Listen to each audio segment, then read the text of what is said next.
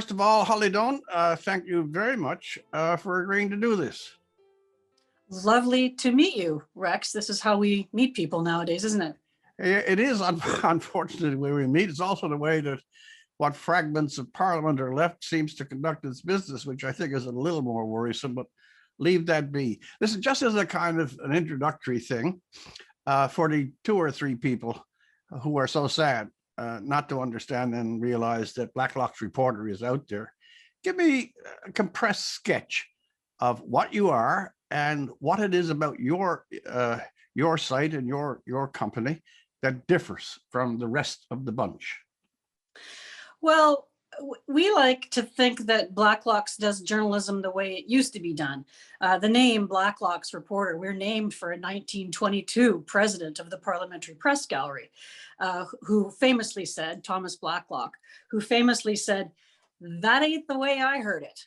So in that tone and irreverence and a suggestion of information that others don't have, we cover bills, every stage, regulations, federal court rulings, committee testimony, public accounts, internal audits and government reports, and access to information. So we are a conveyor belt of information with as few adjectives as you'll find in any publication in Canada.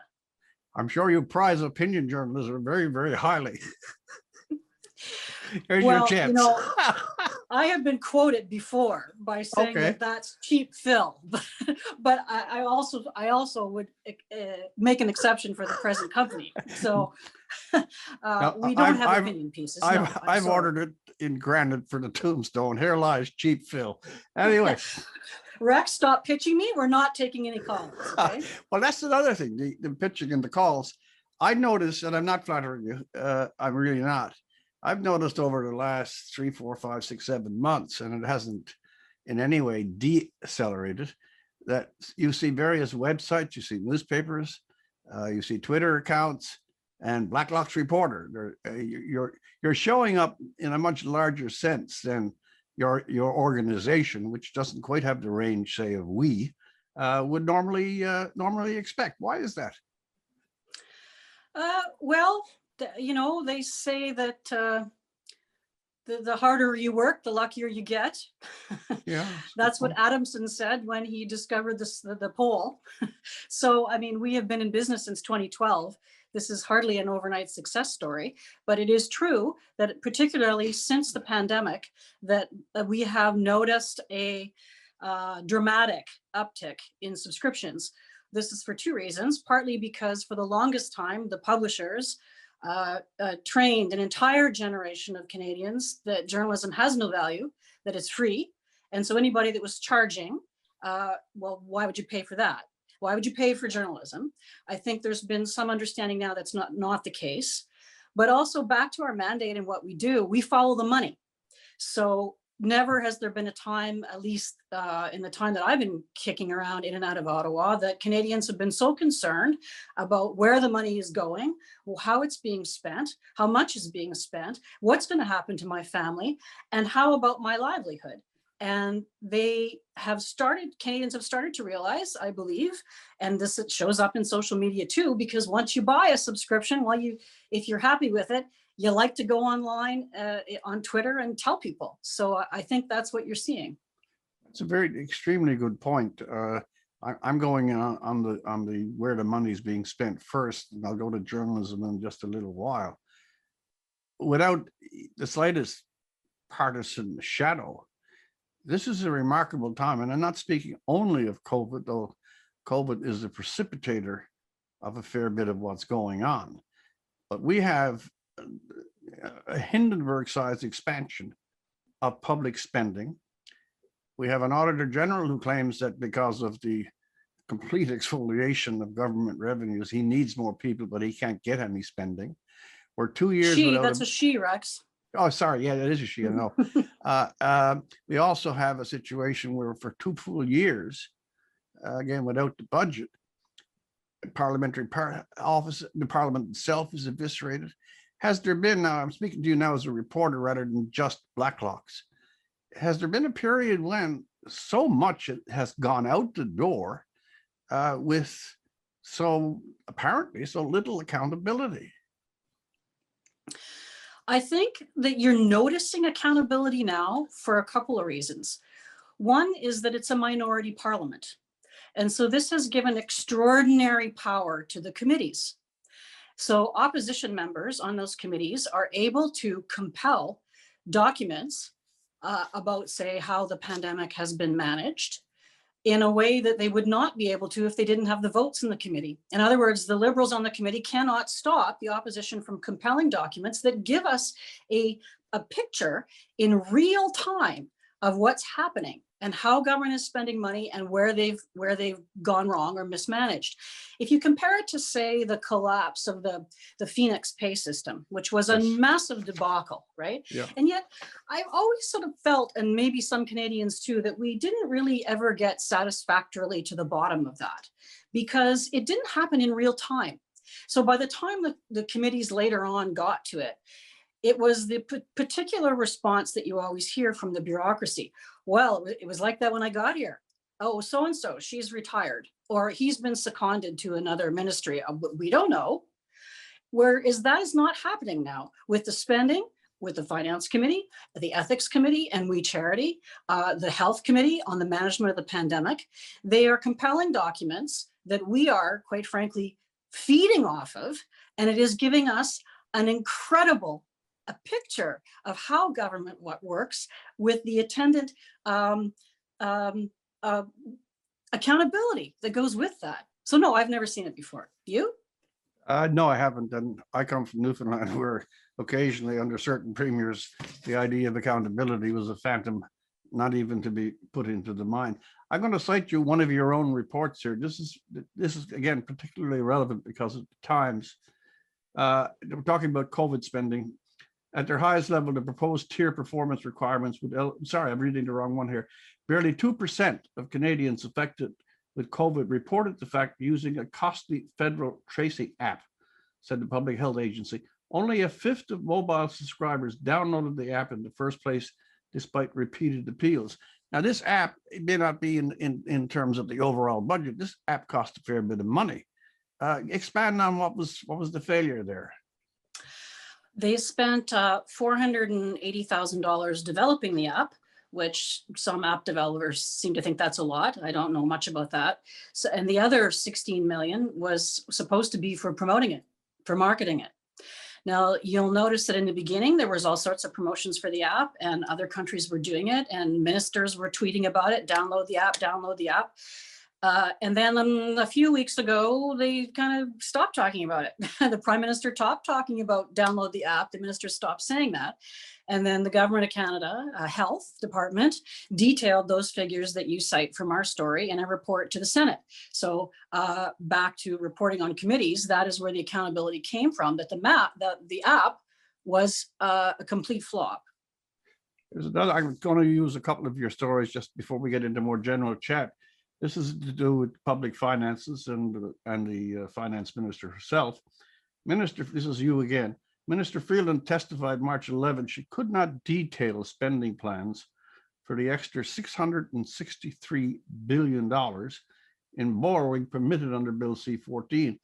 And quote, we are saying this is the upper limit to which government may borrow, but we're not saying the government will undertake those borrowings, nor are we saying anything about governments. This seems really confused.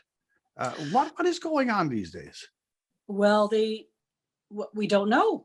We don't know, Rex. There's been no budget. The last economic statement was unsatisfactory. It was really aspirational. The dollars have ballooned since then. The finance minister wants a 56% increase in the amount of the debt ceiling, the amount they're allowed to borrow. And just in committee this week, Moody's tax accountants from Calgary said that that's not on. You cannot ask for members of parliament to vote to give you that expanded debt ceiling without a roadmap, without a budget. So budget first, madam, and then debt ceiling discussion.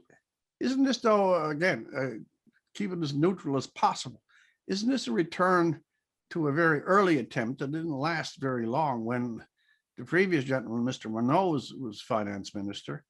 and the government was asking for an open remit without budget until the end of the year we're now in. But he was saying that in the year 2020, that he wanted to have, I'm speaking very generally, wanted to have full permission to spend as much as he wants without the prior approval of the House. No, this, to my knowledge, this has not been seen before.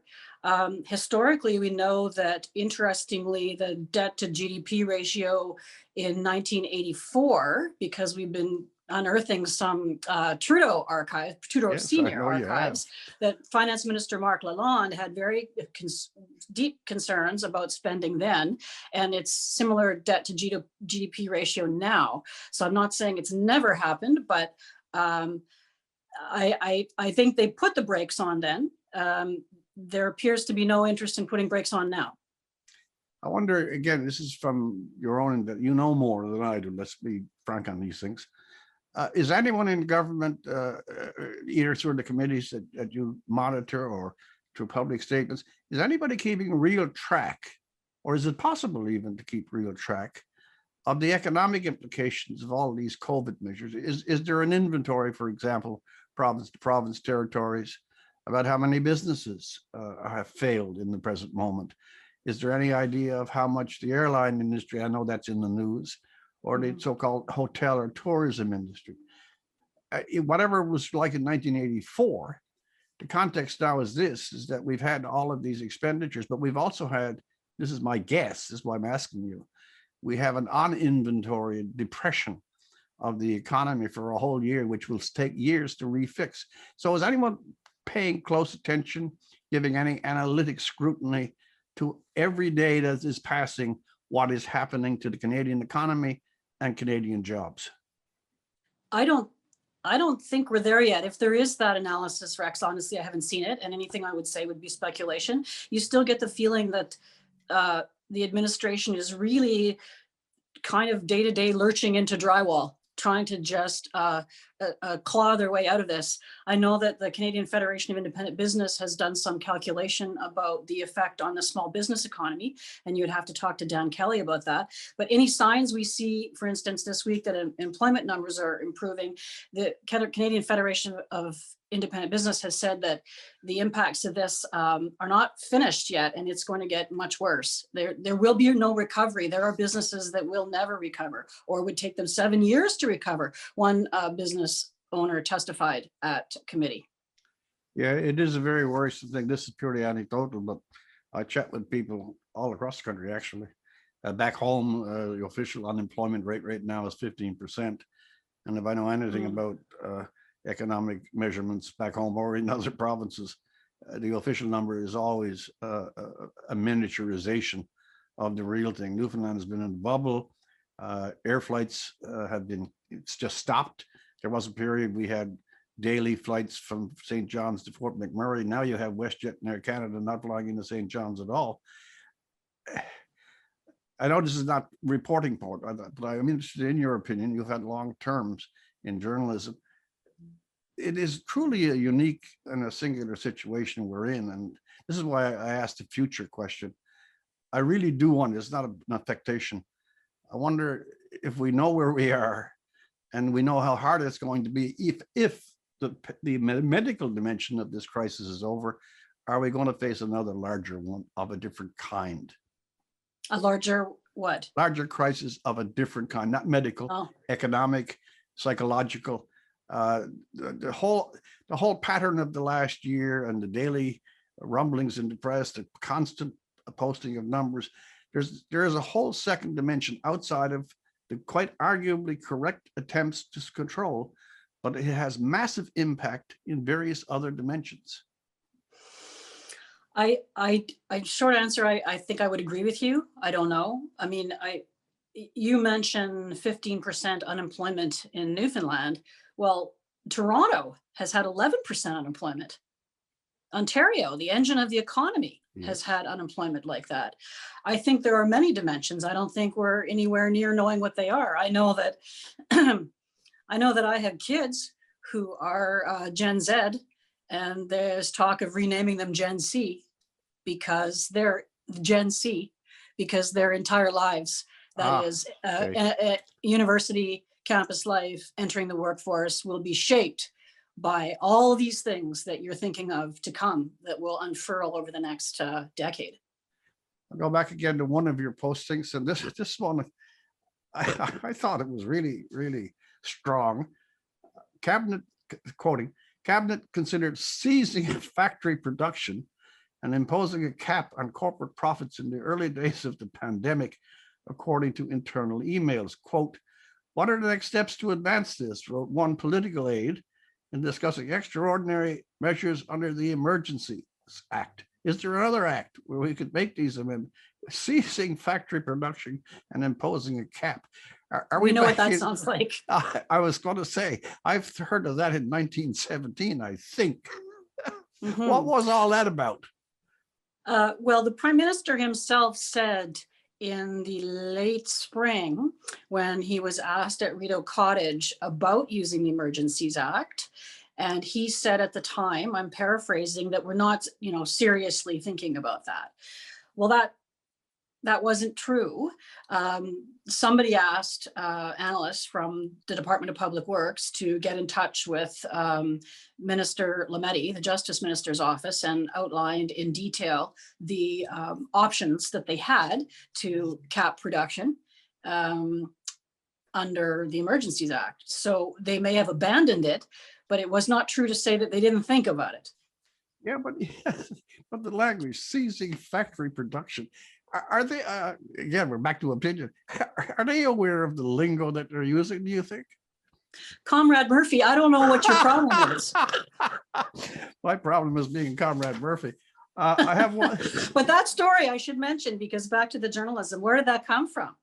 I mean, that's not the kind of thing they tell you about. So No, the committees, which I mentioned, which are compiling these documents, every Friday night for the past month, after 7 o'clock, when everybody's gone home, the government vomits up all of these documents that it's been compelled to produce.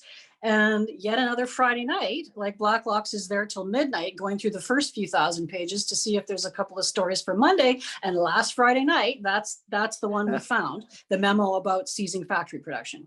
Well, I think you should put that one in gold print somewhere and save it for your first big book on Blacklocks. It's really, really good. One more particular. This one I'm very concerned, not concerned, I'm very interested in myself, as I've had some connection out west. A bill to expand carbon tax exemptions for farmers is crucial as Cabinet hikes rates every year until 2030. The Commons Agriculture Committee was told yesterday. Farmers are struggling now. Yeah, farmers are struggling now. You do not see, this is probably a mixed question, both press and fact.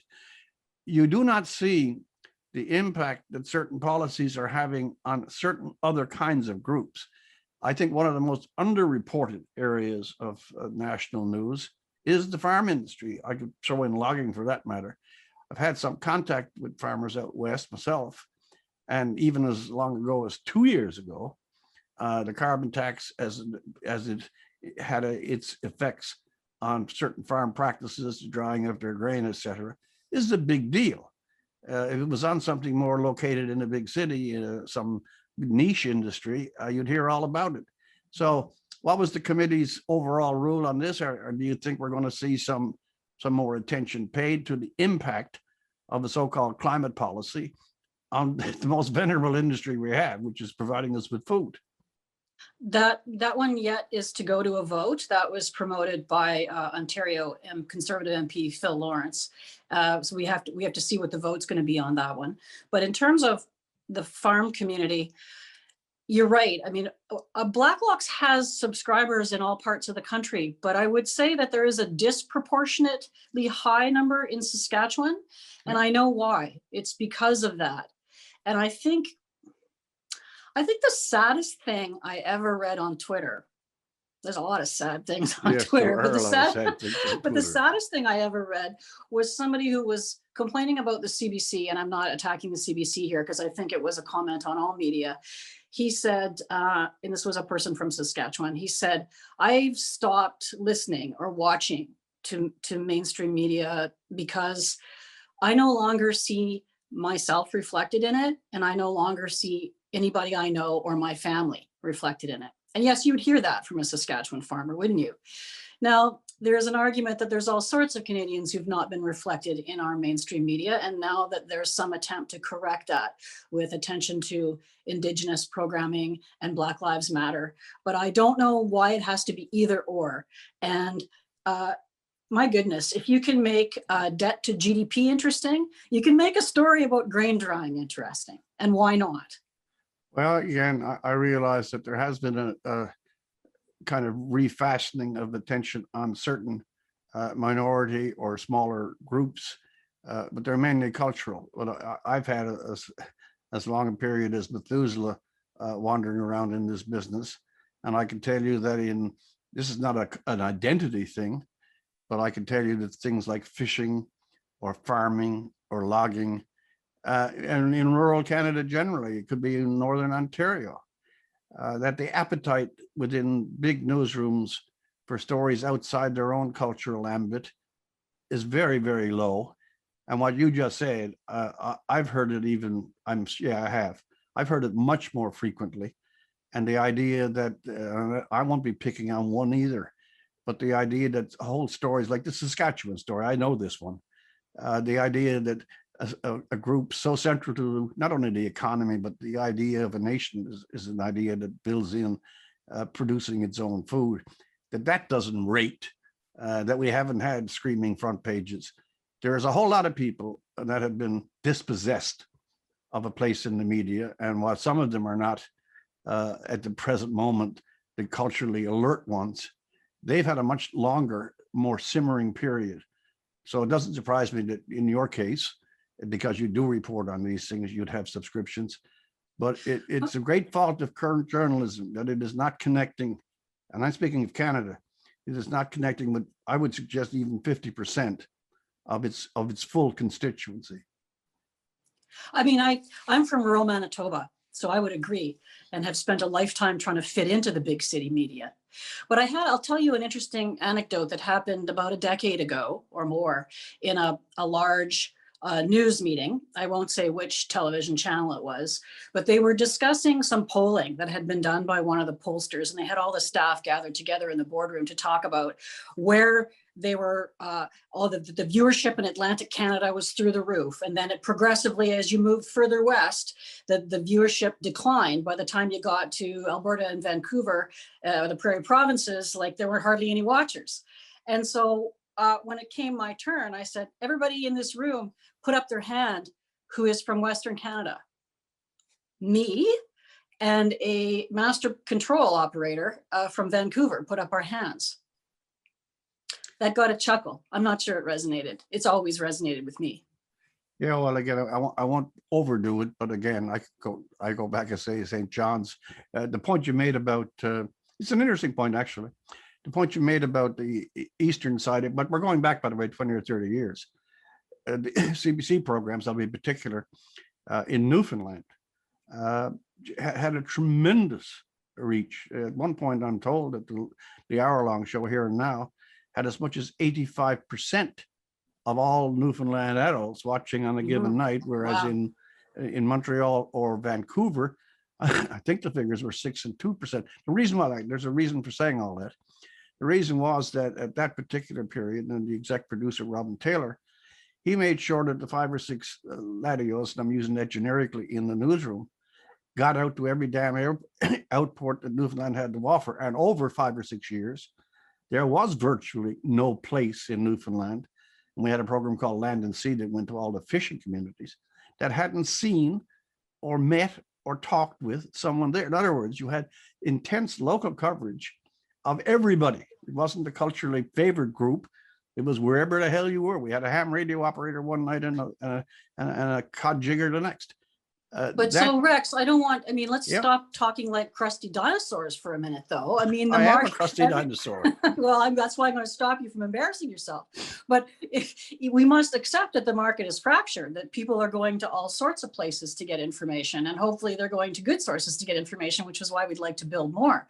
But I think that it's true that there are fewer media voices, and you can't whatever they're saying now, because the declining revenue in media, well, we can't cover it like we used to, or we don't have the budget for that, or we don't, that is just nonsense.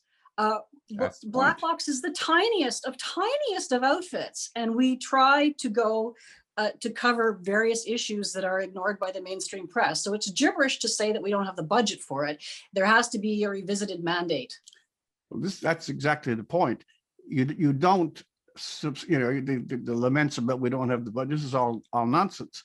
If you talk to more people and you are interested in a wider range of subjects, and finally, this would be more true of the American media, if you don't turn yourself into a kind of ventriloquist voice for one party or one interest or another, you will get the whole spectrum of the audience.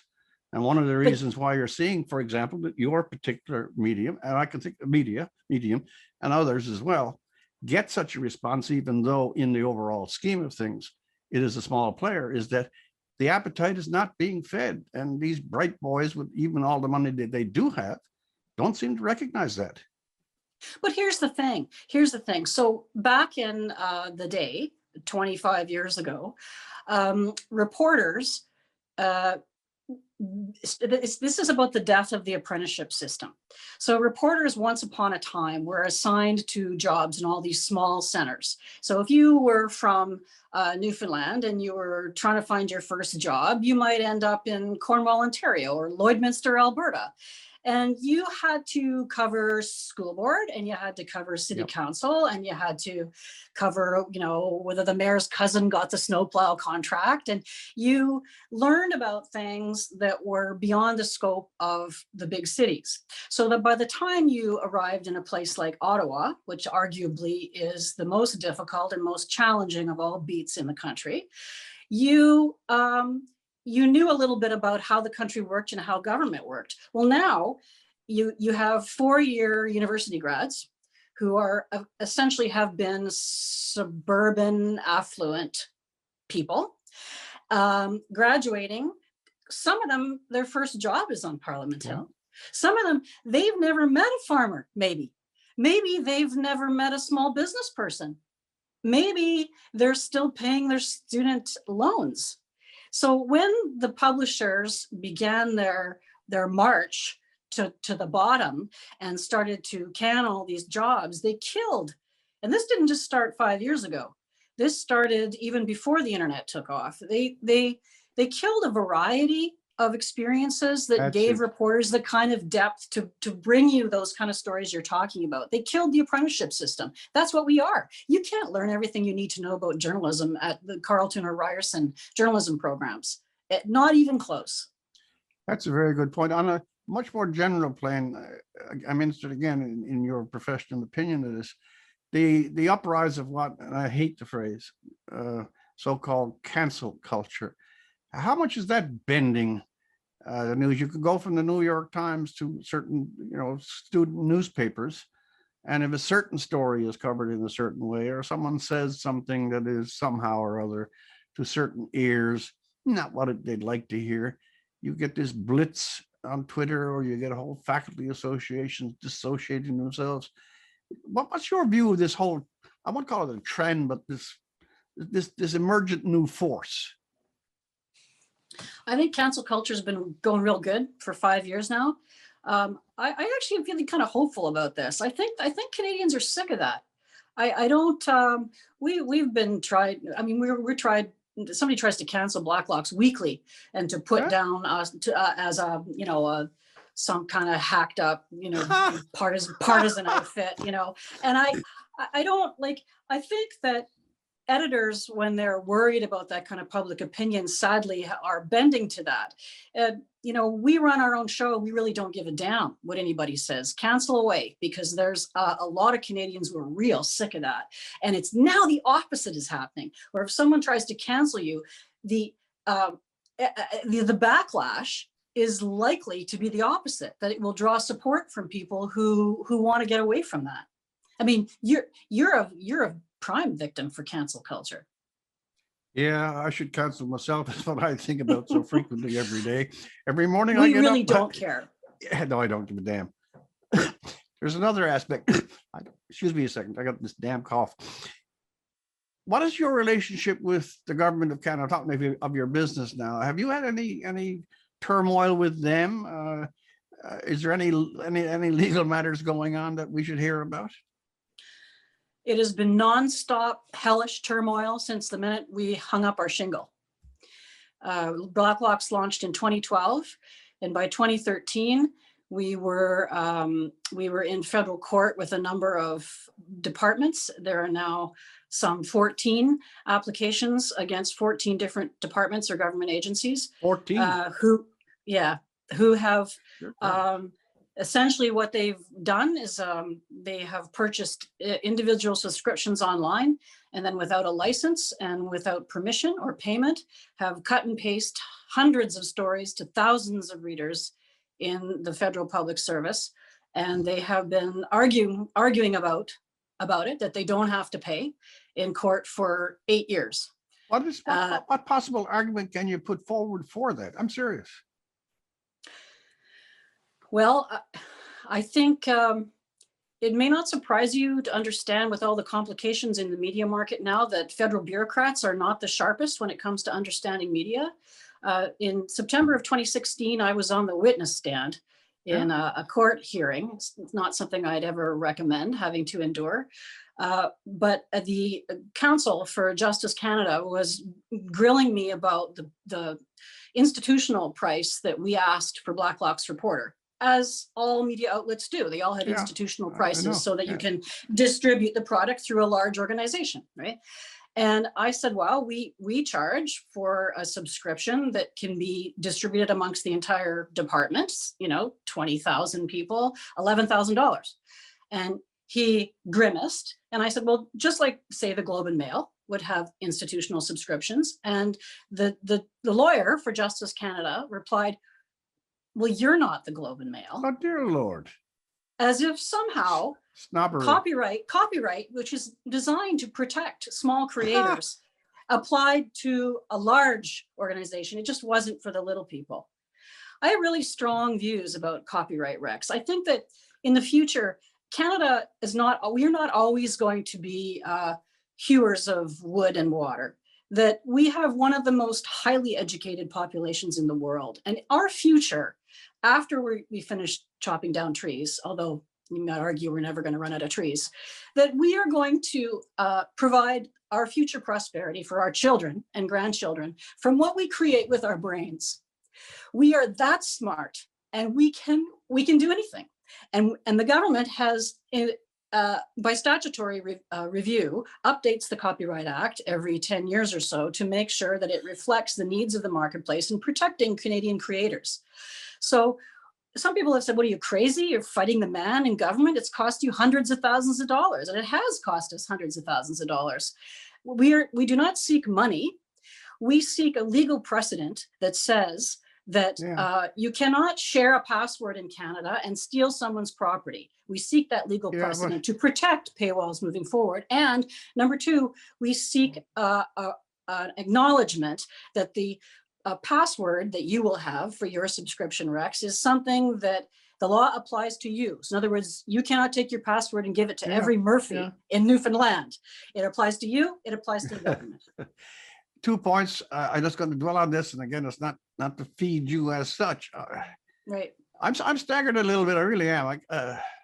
I could see, some sly corporation or some other media company, trolling your work and grabbing it for nothing or manipulating the password. But stop a minute. It's the government of Canada. You're a Canadian citizen. You're a Canadian business. I just don't understand why they don't say, hey, Blacklock, if we want the service, here's the fee. I can explain it to you. I can explain it to you. The government has a program called Media Copyright Clearance Program.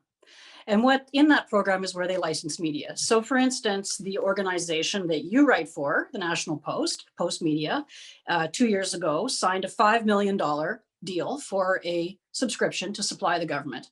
The Globe and Mail signed one for $2 million.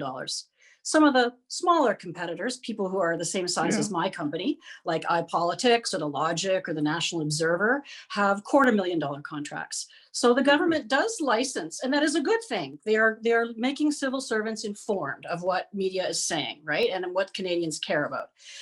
So why would they pay one organization and not pay another? Because they're being Well, selective.